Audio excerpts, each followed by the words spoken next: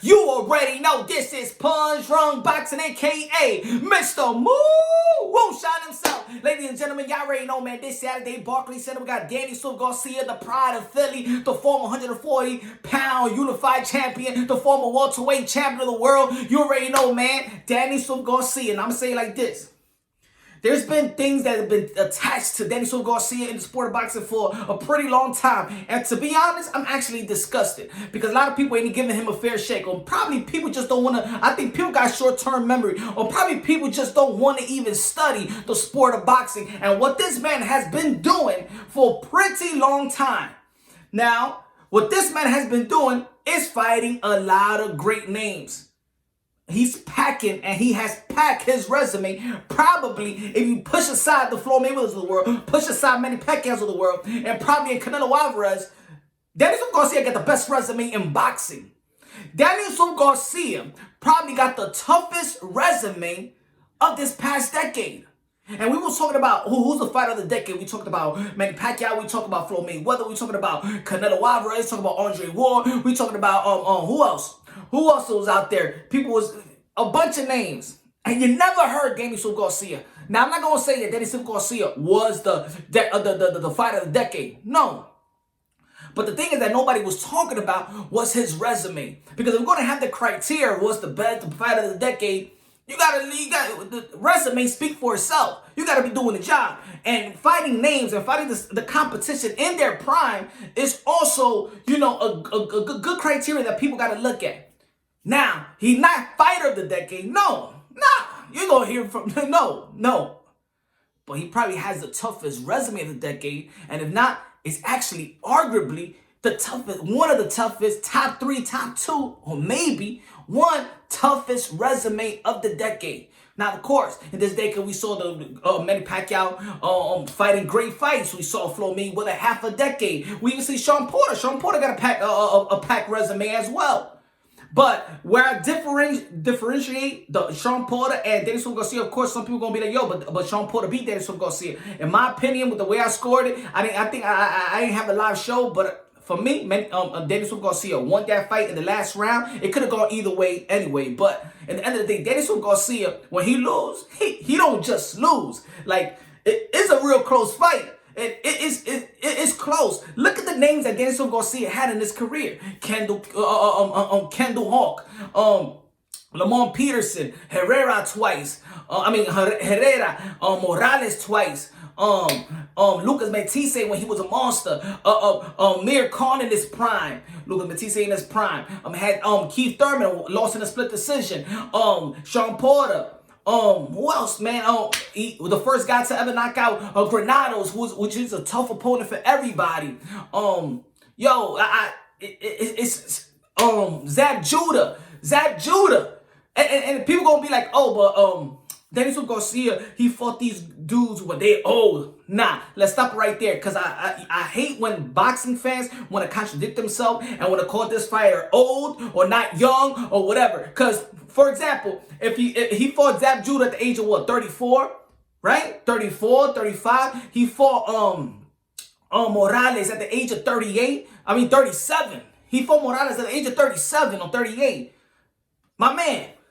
If we're going to give all the credit to Manny Pacquiao to be 41 and fighting, and there's a lot of guys that fight beyond their 30s. Look at Nonito Donaire, 36 years old, fighting great. Nobody going to be like, oh, he was fighting an old man. You give him credit. You just look at the fight, you look at the competition and you just see it as that. Paulie Malignaggi, he had great names. At the end of the day, this guy is coming up. In his fights, Danny Garcia is coming up, and that's why I differentiate his resume with Sean Porter's resume. Because Sean Porter in the amateurs, he was beating he was fighting in the 68 division, came back down. He wasn't even competing like Danny Garcia is really a small dude going up in weight, and we always give credit in the sport of boxing when you come up in weight and you achieve. Sean Porter, of course, he came down in weight, and if his body fits the welterweight division, but he's really a big dude, not tall but big dude. So Danny Garcia, man, never been knocked down, knockout, nothing. Man, he takes his losses, but the type of loss that he takes, it doesn't go down. All I'm saying, if you compare all the resumes, whether you like them or not, whether and the notion of he's a cherry picker, my man, most of these guys won't pick the opponents that Daniel Garcia fought. Most of these guys wouldn't do it. They're not doing it now. Daniel Garcia was doing it when he was young with Golden Boy. They was testing him. He was saying yes to the fights and fighting the fight. These fights wasn't easy at that moment. Hell no. If everybody knows the sport of boxing, when you talk about resume, Daniel Garcia has one of the most prestige resume, especially in this era. Daniel Garcia got a better resume than everybody of this era. Aside from, like I said, the Manny Pacquiao's of the world, even Canelo Alvarez of the world. They're competing together of who has the better name. Now, I'm not going to say who has the better wins and losses. I'm just saying the better resume. I'm talking about those type of fights that you be like, okay, he's going to have a tough time. It's a 50-50 fight, 60-40 fights. Daniel Garcia has more of those fights than anybody else.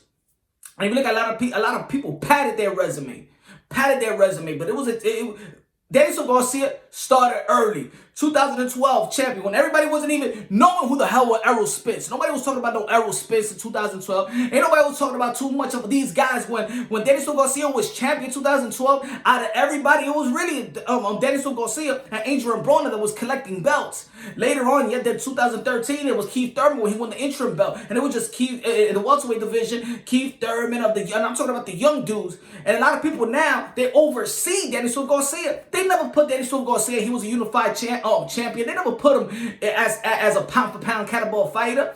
I don't know why they should have, because they be putting a lot of people in the pound-for-pound fighter that hasn't even done what Daniel Garcia has done. Hasn't had the resume of Daniel Garcia has done. Maybe Daniel Garcia need to speak a little louder, because you already know his father, and props to his father. And like I had a video, go check it out. You already know, subscribe to the channel.